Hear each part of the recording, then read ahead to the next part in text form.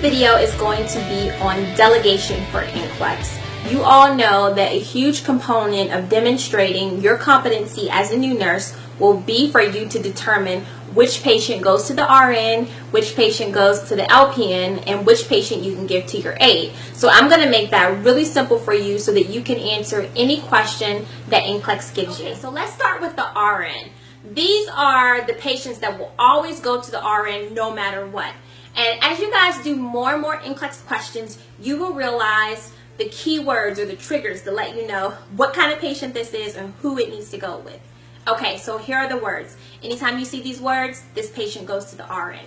If you see plan, if you see teach, if you see evaluate, if you see interpret, these are RN tasks, all right?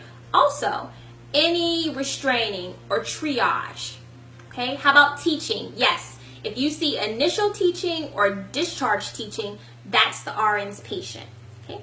Also, patients that have new conditions, all right? If you see a patient that's a new admission, all right, or a patient that just had surgery, or a patient that's doing something for the first time.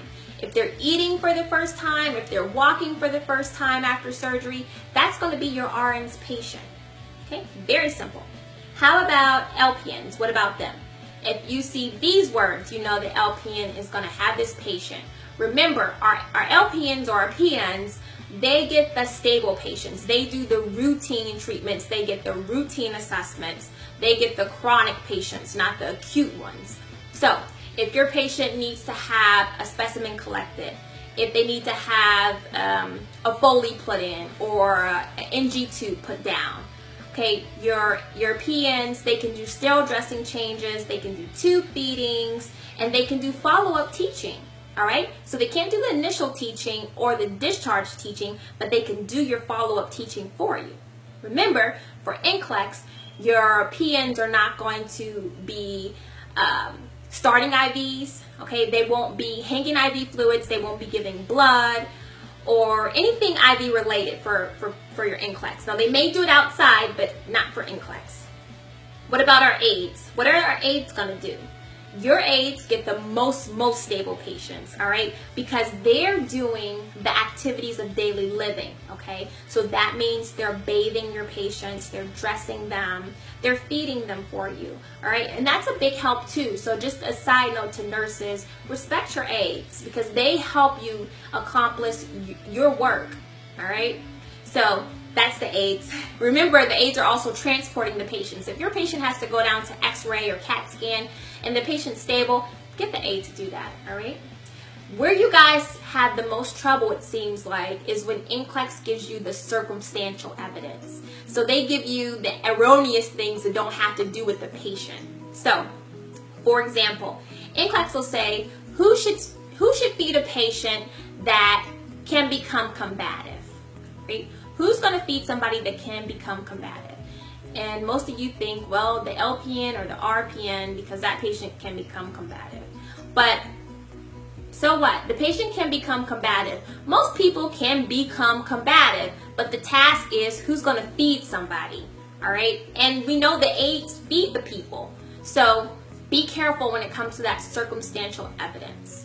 Now, let's talk about floating, okay? For my RNs, you guys have to give floating nurses their assignment. Who's going to be the best patient? The easiest way to do that is to give them the most stable patient. And you're like, okay, so whatever, give them the most stable patient. I can't really help you with that because there are going to be so many different patient scenarios they can give you. Pick the most stable one.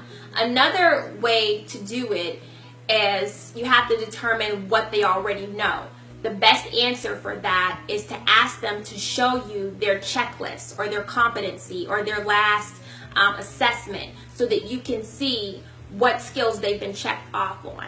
Never ever for Nclex pick the open-ended, tell me what skills you know or tell me what you're comfortable doing, okay? Because that's subjective. People can say, oh, I'm comfortable, you know, with an arterial line, and they have never used one before, all right? So for Nclex, the answer you're gonna pick is the one that says, let me see your competency checklist, all right?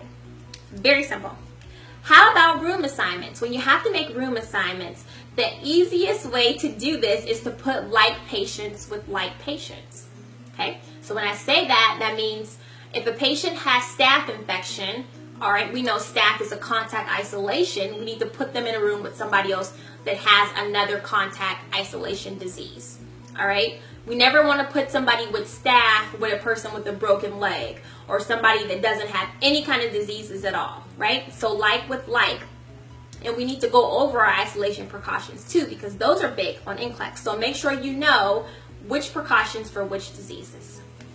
All right, so that's the easy way to do room assignments, is like patients with like patients. And you can carry that on to your psych as well, because you may have a question that says, what about a patient that has depression or a patient that has mania? If you have a depressed patient, are you going to put them with a manic patient? No, you're going to put a depressed patient with another depressed patient, you know, and this is how you pass Nclex. You take the core knowledge that you know from one thing, or from one area, I should say, of nursing, and you apply it to another one, okay? And that's how you critically think. You guys already know this stuff. You know everything you need to know to pass Nclex, all right? I'm going to help you bring it out to the forefront so that you can be successful and have the confidence that you need to sit for this test.